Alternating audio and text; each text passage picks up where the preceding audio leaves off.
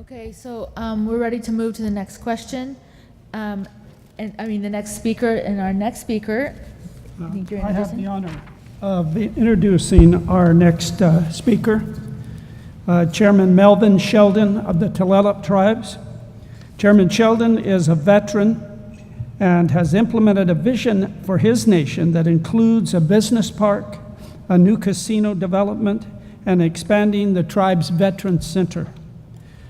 Chairman Sheldon was invited because the success his tribes is seeing in economic development that is part of a much broader vision for a strong future of his community. He's not just focused on economic development, but he is also working to build a healthcare center and expand education opportunities on the reservation. Please join me in welcoming Chairman Melvin Sheldon. Please raise your hand. Thank you very much. Oops, can you hear me out there? Good morning. It's good to see everyone here. I want to thank Megan for what an inspirational speech. Megan, thank you very much again. I just can't tell you how much I appreciate it. And as she shared her lineage or her family with us, I was struck how close we are related in many ways. My first job as a fisherman in 1973 was in Ketchikan with the late Joe Williams of Saxman, the mayor of Saxman. And I worked on his seiner. So I started up in Alaska, and to all of my cousins from Alaska, I say good morning, and it's good to see all of you again. Thank you very much. It's been a great discussion this morning, and Tulalip is just a small little reservation north of Seattle. We're 22,000 acres large. On the west side of our boundaries is saltwater. On the east side of Tulalip is Interstate 5. Our population is close to 4,200 tribal members today as we speak, and growing. And I got on the board of directors in 1999. And when I got on there, the area that we now call Quilceda Village was trees, dirt, and dreams. Our previous leaders had thought about what we should do with that land, and the concept came up that we should create a village there, Quilceda Village. And it was primarily a vehicle. If we created an economic development there, and we're going to generate some taxes, like many do, developments, how we could retain that. And that's how Quilceda Village came about. Our lead attorney, Mike Taylor, devised that plan, that vehicle with law students at the University of Washington, and it was a great concept. The tribal board put it into action, and it just kind of took off. We're still fighting for the taxes, so Dottie, I'm with you over there on taxes, okay? Don't forget that now. And, as we moved on forward with it at Quilceda Village, we knew because we were in the way of progress that we would have to make adjustments. We would have to go with the flow, that we knew that the economy was here today. And we knew also that the opportunity with gaming, that we would want to locate our main casino there. And it became kind of a casino-centric thought process. We would attract businesses that would fit the right profile to come to Quilceda Village. And so we, of course, looked at Walmart, Home Depot as starter tenants, that they would be anchor tenants to attract other businesses there. That was the thought behind that. And they certainly did attract a lot of other businesses. Later, we had a Seattle Premium Outlets. Now, just out of curiosity, how many of you have been to Tulalip? Could you raise your hand there? Oh, just a few? Okay. So you know that we have a little bed and breakfast on I-5. Is that okay? And we always enjoy if you come and stay with us. But the opportunity to create this business park and getting the right tenants there with a more of a casino-centric plan was driving us that way. And Seattle Premium Outlets seemed to fit that bill. And with those three businesses that I've mentioned, they were leasing arrangements. And we knew that as you go along, you want to get more creative. How do you change that? Because they're going to build the building, they're going to be there for X amount of years, and it creates a revenue, but not quite as much as if you own the building and lease it out. And subsequently, that's what we did when Cabela's came along. Cabela's is an outdoor store where they have a loyal following, unbelievable. I can't believe both men go there and women and children. It's just unbelievable. And so when we brought them on board and had our conversations, we thought that maybe owning the building and leasing to them would be the right way to go, and it appeared to be that way because that's the deal we struck. Now it changed. Now we're owning a building and leasing it out. So, one of the things that I see, in our learning in the Tulalip story is being creative, being ability to change a little bit, to adjust. How many, sovereignty, we've talked about that this morning a little bit. How many of you, when you've had business dealings, had to adjust your sovereignty position? Sovereignty is very strong with this. It tells us who we are. We're governments. But at times, as it's a muscle. It needs to be massaged. You can let go a little sovereignty to gain an economic advantage. And every council has that challenge to deal with. How much do you let go? How much do you retain? We almost sent one business group down the road because we were very adamant about our sovereignty. There was no way in hell we were going to give up any sovereignty. But as we thought about it and went through it, we said, no, the right way is to give a little bit so we can get something there. So it's been quite a challenge in that because it's an educative process. And I told my council the other day, as we were going through a very similar discussion on that, we should get CLEs when we have these discussions, because they are leading edge discussions. As you develop your economic plan, what are you doing? What kind of leading edge are you getting on when you talk about sovereignty, when you talk about self-governance, when you talk about your ordinance that you build within your business park? And we found out that in order to attract business, you have to have a positive business environment. And a lot of businesses look at what type of police department do you have? What type of court system do you have? When we went to get loans with the banks, and since 1999, I did a real quick tally, we've gotten close to $440 million in loans. And every time we sat down and discussed them, they always wanted to go to state court. We wanted to go to tribal court. And I think that's a theme that pervades across Indian country, especially in the VAWA, the jurisdiction of what's going on there. And I want to raise my hands to our Vice Chair, Deborah Parker, and Juana, wherever you are, and all you Indian women warriors fighting for VAWA, for jurisdiction. I raise my hands to you today. Can we give our ladies a great big hand for you lady warriors there?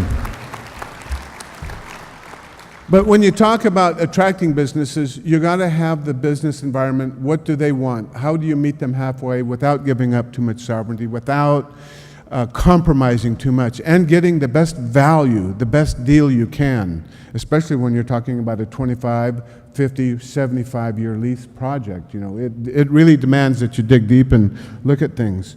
And as we go along, too, we have a lot of tribes. Now we've reached that first level of development with our gaming properties for those that have them. Now we are now diversifying, and I want to highlight Quinault and Swinomish. They have a seafood plant that employs people and also helps other tribes as well as their fishermen. Squaxin Island, they have their tobacco and golf course. And by the way, I want to put a plug in for their golf course, one of the most beautiful golf courses I've ever played on, except also I have to put in Suquamish.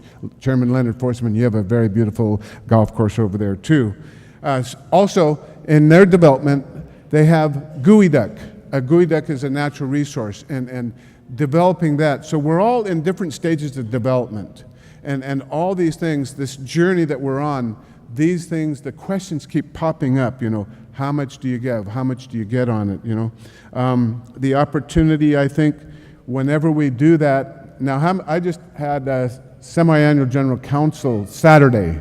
We had over 500 tribal members show up. I'm walking a little tenderly today. I got chewed up a little bit, but how many of you know that experience too? But, we're there to listen to our members. And what I also always know is no matter where you go, you've got to bring your membership with you. You can have the best business plan, the best intentions in the whole world, and when you turn around, and if your membership's not with you, you're the Lone Ranger. You are all by yourself. Your success also depends on bringing your membership with you. the educating them about what you're doing. You know, and it's not always easy. Even today when we did our Cabela's, the bank looked at our loan, they said, you know, this money we've been holding in reserve, you can use that to build the building, because we believe that that's a smart business approach. And so the council bought into it, and we tried to explain it to our members, and we did the best we could. But some of them still haven't bought in yet. There's still a little bit of rancor over that, but we're going to keep educating them, letting them know over and over that this was the right approach. And hopefully by next general council, we'll have them all on board on that, and other projects to come forward. You know, what I see too is the challenges when you go to a bank, they kind of hold all the cards. So is there a possibility down the road where tribes who may have already been doing it is creating our own Native American bank, a central bank, you know, that we can go to and access? Or is it government programs? You know, when our tribal leaders this later with the successful re-election of President Obama, that Fawn and others sit down with the president and lay out, we need some better programs, grant programs, revolving loan programs, you know, maybe at a larger magnitude to help seed germinate our businesses. One of the neat things that's happening at Tulalip is TARO, Tribal Employment Rights. And every one of us who has a project going on, you want your membership to be employed.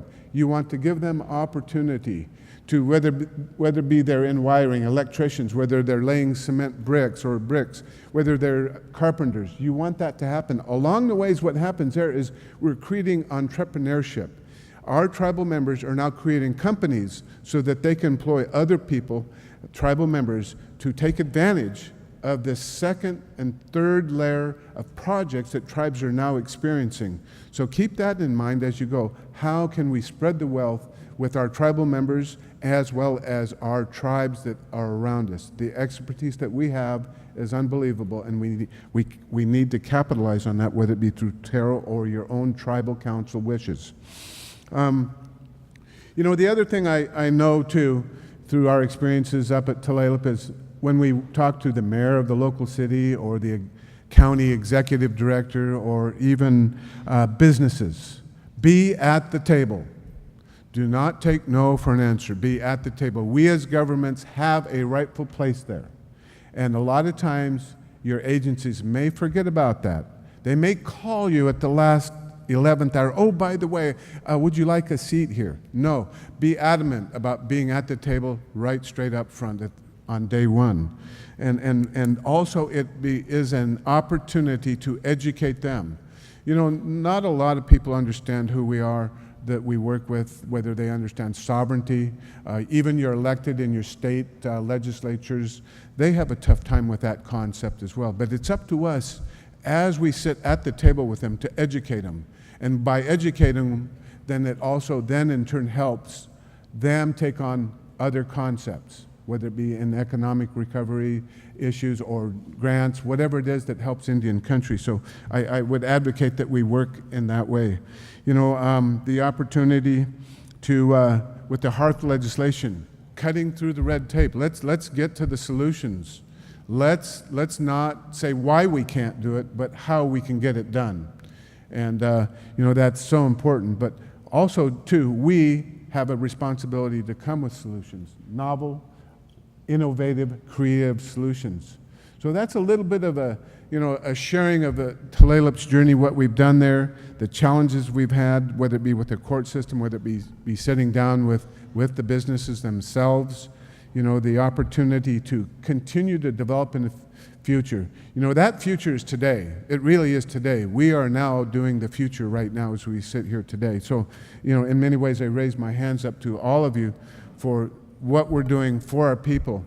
I know that at Tulalip, we seem to be known for our business acumen, and many tribes come and see us, and we feel very complimented in that way.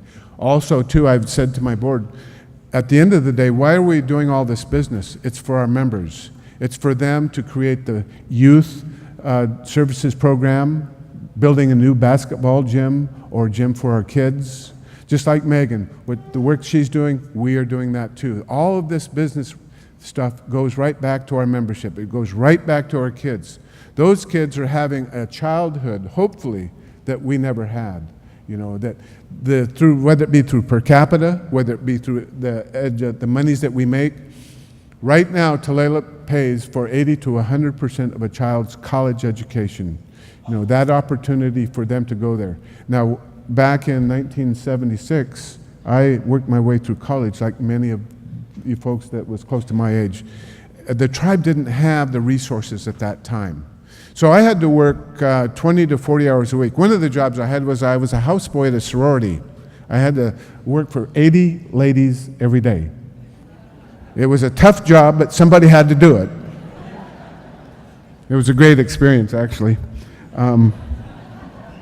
But today, the resources that we generate through our projects that we have, where we go forward, benefits our membership. And I say to my council, also I want us to be known what we do for our people, what programs we have. So thank you very much for the opportunity to share just a little bit of Tulalip's journey.